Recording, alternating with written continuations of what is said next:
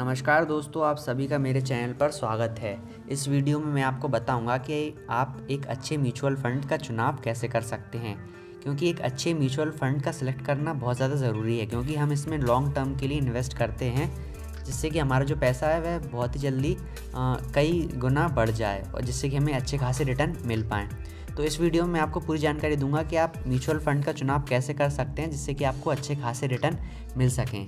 तो सबसे पहले मैं आपको अपने डीमैट अकाउंट में लेकर आ चुका हूं और मैं म्यूचुअल फ़ंड या फिर शेयर मार्केट में इन्वेस्ट करने के लिए ग्रो ऐप का इस्तेमाल करता हूं। ग्रो ऐप का इस्तेमाल मैं इसलिए करता हूं क्योंकि इसका जो इंटरफेस है वह बहुत ज़्यादा इजी टू यूज़ है। यानी कि अगर कोई भी बिगनर है जो इसके शेयर मार्केट के बारे में ज़्यादा जानकारी नहीं है तो वह ग्रो ऐप का इस्तेमाल करे। ग्रो ऐप में आपको हर एक चीज़ अच्छे से बताई जाती है। तो जैसा कि मैंने अपना ग्रो ऐप खोल लिया है, जिसमें कि मेरा डीमैट अकाउंट बना हुआ है, तो यहाँ पर आपको दिख रहे होंगे कि ये हाई रिटर्न लिखा हुआ है, लार्ज कैप है, मिड कैप है, स्मॉल कैप है। इसमें ऐसा है कि अगर आप लार्ज कैप वाले सेक्शन में जाते हैं तो उसमें आपको म्यूचुअल फ़ंड दिखने लग जाएंगे। तो अगर आप लार्ज कैप वाले म्यूचुअल फ़ंड में इन्वेस्ट करते हैं तो इसमें आपको बहुत कम रिटर्न मिलेगा और इसमें आपका जो पैसा है वह बहुत ज़्यादा सेफ़ रहेगा, यानी ज़्यादा रिस्क नहीं रहेगा।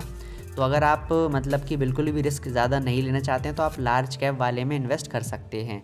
और इधर एक मिड कैप है, यानी कि जो मीडियम है, इसमें आपको ज़्यादा रिस्क भी नहीं है और कम रिस्क भी नहीं है। इसमें आपको मीडियम रिटर्न मिल सकते हैं।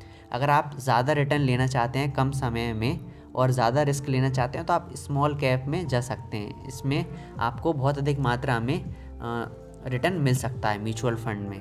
तो चलिए अब हम बात करते हैं कि आपको किस तरीके से सही म्यूचुअल फ़ंड का सिलेक्शन करना है। तो इसके लिए हम सबसे पहले क्लिक करेंगे लार्ज कैप पर। लार्ज कैप पर क्लिक करने के बाद हमें यहाँ पर अलग अलग कंपनियों के म्यूचुअल फ़ंड दिखाई दे रहे हैं, जैसे कि जो ये निपॉन है, ये कंपनी है, आईसीआईसीआई बैंक है, एसबीआई है, यूटीआई है। तो इन सभी के जो म्यूचुअल फ़ंड है वह आपको यहाँ दिखाई दे रहे हैं। तो आपको समझाने के लिए मैं फ़र्स्ट वाले पर क्लिक कर देता हूँ। इस पर क्लिक करने के बाद आपके सामने एक नया पेज ओपन हो जाएगा। तो इसमें यहाँ पर आपको एनएवी दिखाई दे रहा है, रेटिंग, फ़ंड साइज़ और एसआईपी अमाउंट। तो इसमें क्या है मैं आपको समझाता हूँ। जैसे कि यहाँ पर जो आपको एनएवी दिखाई दे रहा है, यह मतलब कि आप इसे ऐसे समझ सकते हैं कि ये शेयर प्राइस है, यानी कि जो ये म्यूचुअल फ़ंड है ये इसकी शेयर प्राइस है। अभी 78 रुपये है, इसके बाद ये थोड़ी बढ़ सकती है। तो अगर आप शेयर मार्केट में इन्वेस्ट करना चाहते हैं म्यूचुअल फ़ंड में तो आपको लॉन्ग टर्म के लिए इन्वेस्ट करना होगा। अब मैं आपको उदाहरण के लिए समझाता हूँ। किसी ने मान लीजिए अगर यहाँ पर इन्वेस्ट किया होता यहाँ पर और फिर वह 6 महीने फिर 1 आध साल बाद अगर आप मतलब कि अपने जो म्यूचुअल फंड उसको मतलब कि सेल कर देता तो उसको कुछ भी प्रॉफिट नहीं हो पाता। पर लेकिन अगर आप लॉन्ग टर्म के लिए करेंगे तो उसमें आपको बेनिफिट हो सकता है, क्योंकि किसी ने मान लो यहाँ पर म्यूचुअल फंड में इन्वेस्ट किया और वह होल्ड करता है अपने शेयर को, यानी म्यूचुअल फंड को, और यहाँ पर अगर सेल करता है तो उसे प्रॉफिट हो सकता है। तो यानी कि आपको म्यूचुअल फंड में लंबे समय के लिए इन्वेस्ट करना होगा, तभी आप मतलब कि ज़्यादा से ज़्यादा प्रॉफिट और रिटर्न ले पाएंगे। और यहाँ पर जो एसआईपी दे रखी है 100 रुपये, तो इसमें आपको कुछ नहीं करना है, यानी इसका मतलब ये होता है कि आप कम से कम पर मंथ 100 रुपये इसमें इन्वेस्ट कर सकते हैं। और जो इसको 1 से लेकर 5 रेटिंग दी जाती है और इसमें से आपको 5 रेटिंग इस कंपनी के जो म्यूचुअल फंड उसको दे रखी है।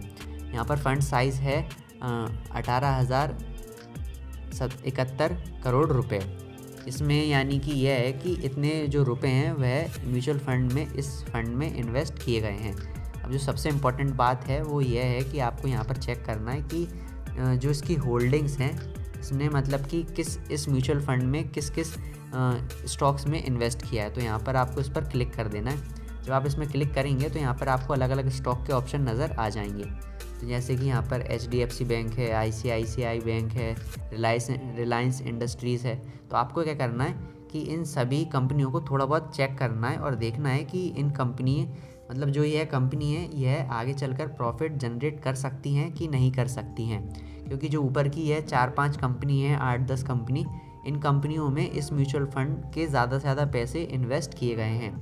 तो अगर आप इन कंपनियों की डिटेल निकाल लेंगे थोड़ी सी, तो इससे आपको अंदाज़ा हो जाएगा कि जो यह म्यूचुअल फ़ंड है इसमें आपको इन्वेस्ट करना चाहिए कि नहीं करना चाहिए। जो ये सारी कंपनियां हैं, अगर यह आपको लगता है कि आगे चलकर अच्छा खासा रिटर्न दे सकती हैं, यानी कि यह अच्छा खासा प्रॉफिट जनरेट कर सकती हैं अपने बिज़नेस में, तो आप इस म्यूचुअल फंड में इन्वेस्ट कर सकते हैं। तो अगर आप इस बात का ध्यान रखेंगे तो आप एक सही म्यूचुअल फंड का चुनाव कर पाएंगे। अगर आपको शेयर मार्केट के बारे में बिल्कुल भी नॉलेज नहीं है, कंपनी कैसे क्या करती है क्या नहीं करती है, तो आपको सबसे पहले नॉलेज लेना होगा, उसके बाद आपको शेयर मार्केट में इन्वेस्ट करना होगा। और सबसे इम्पॉर्टेंट बात मैं आपको यह भी बता दूं कि आपको नीचे आकर एक्सपेंस रेशियो ज़रूर चेक करना है, यानी कि जो लिखा हुआ है expense ratio, exit, load and tax, इस पर अगर आप क्लिक करेंगे तो यहाँ पर आपको थोड़ी डिटेल दी जाएगी। यानी कि यहाँ पर लिखा हुआ है एक्सपेंस रेशियो 0.82%, यानी कि आपने जितना इन्वेस्ट किया है उसमें से जो पर ईयर आपके 0.82% पैसे कट किए जाएंगे। यह मेंटेनेंस चार्ज होता है प्लस GST, तो आपको इस बात का भी ध्यान रखना है। दूसरी चीज़ ये कि अगर आप अपने पैसे को म्यूचुअल फंड में इन्वेस्ट करते हैं और 7 दिन के अंदर अंदर अपने म्यूचुअल फंड के जो इन्वेस्ट किए गए पैसे हैं उन्हें आप वापस रिडीम करना चाहते हैं, तो इसमें आपको 1% का मतलब कमीशन देना पड़ेगा, यानी कि 1% आपके कट जाएंगे। जैसे कि आपने अगर 1 लाख रुपए म्यूचुअल फंड में इन्वेस्ट किए हैं और अगर आप 7 दिन के अंदर इन्हें वापस निकालना चाहते हैं तो आपका जो 1% है यानी कि 1000 रुपये कट जाएंगे। तो आपको इस बात का भी ध्यान रखना है। और थोड़ा सा आपको इधर भी ध्यान देना है कि जो टैक्स इम्प्लीकेशन जो लिखा हुआ है इस पर, यानी कि जो आपका प्रॉफिट जनरेट होगा, जितना भी रिटर्न आएगा उसका 15% टैक्स कट जाएगा अगर आप 1 साल के अंदर अपने म्यूचुअल फंड को मतलब कि सेल कर देते हैं। अगर आप 1 साल से ज़्यादा अपने म्यूचुअल फंड को होल्ड करते हैं तो यह 15% टैक्स नहीं कटेगा। तो यहाँ पर आप सोच रहे होंगे कि 10% करके क्या लिखा हुआ है। अगर आप अपने जो आपका म्यूचुअल फंड है उसका जो टोटल वैल्यू है अगर वो 1 लाख रुपए से ज़्यादा है तो आपको अपने प्रॉफिट पर 10% टैक्स देना पड़ेगा। अगर आप 1 साल से होल्ड करते हैं और 1 साल बाद आपके जो म्यूचुअल फंड की वैल्यू है वो 1 लाख रुपए हो जाती है तो आपको 10% प्रॉफिट पर अपना 10% टैक्स चुकाना पड़ेगा।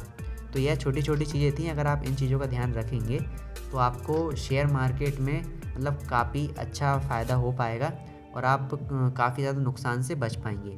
तो मैंने आपको सारी चीज़ें अच्छे समझाने की कोशिश की है कि आप एक अच्छे शेयर का चुनाव कैसे कर सकते हैं और एक अच्छे म्यूचुअल फंड का चुनाव कैसे कर सकते हैं। तो आपको यहाँ पर हर एक स्टॉक को अच्छे से देखना है, समझना है, क्योंकि अगर आप जिस भी म्यूचुअल फंड में इन्वेस्ट करेंगे उसमें आपको लॉन्ग टर्म के लिए मतलब कि इन्वेस्ट करना है, आपको लंबे समय तक रुकना है।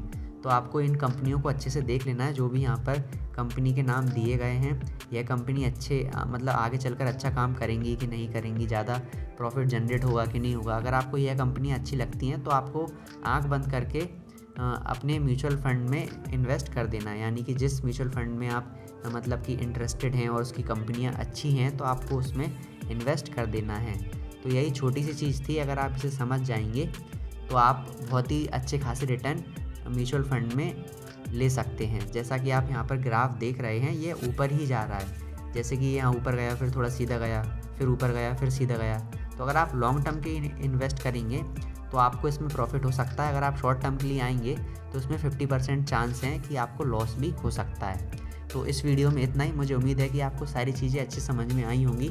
अगर आपको कोई प्रॉब्लम हो, समस्या हो तो आप मुझे कमेंट करके पूछ सकते हैं। तो इस वीडियो में इतना ही। Thank you.